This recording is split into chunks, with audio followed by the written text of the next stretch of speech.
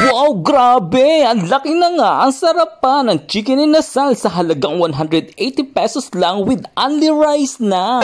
Buti na lang at nag-food trip kami ng aking mga katrabaho dito sa may food bazaar na matatagpuan sa may Maple Grove along Antero Soriano Highway, General Trias, Cavite. Malapit nga lang ito sa pinakamalaking McDonald's dito sa Cavite. Sobrang nakaka-enjoy nga itong kainin, lalo pa kung papartneran mo ng isang napakalamig na fresh fruit shake.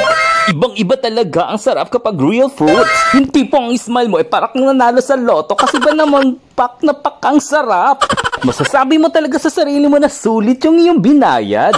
At kung sarap lang din naman at laki ang pag-uusapan, ala ay pwede itong itapat sa mga inasal. At kaya naman itong si Ron Star ay hindi na nagpatumpik-tumpik pa. Ayan, sumubo na ng sumubo kasi napakasarap ba naman. At sa sobrang yummy nga ng pagkain na ito ay nakalimutan ko na ang lasa ng mga inuulam ko sa farm. Ayo po, Your Honor, sa farm po ako lumaki. Chawut! Kaya naman, kung mahilig ka sa chicken inasal, ano pang hinihintay mo? Sugod na! Pero syempre, kapag sumugod ka, huwag mo kalimutan magdala na 180 pesos ha? At ayun o, ginanahan talagang kumain ng aming pollution control officer na si Ma'am Melay. At kagaya ko nga, ay nakalimutan na rin niya na nagda-diet nga pala kami. At talaga naman lalo kang gaganahan, lalo-lalo na kung kasalo mo ang iyong mga kaibigan. Yung tipong nagkasundo-sundo kayo sa paglapang.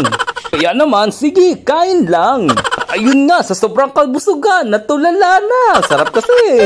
At syempre, shoutout nga pala kay Ma'am Jeneline Azores. Thank you so much sa mga pasalubong mo na panghimagas all the way from Bicol. So sana magbakasyon ka ulit ha. Thank you so much for watching mga Crown Star and see you on my next video. Thank you very much. Bye-bye.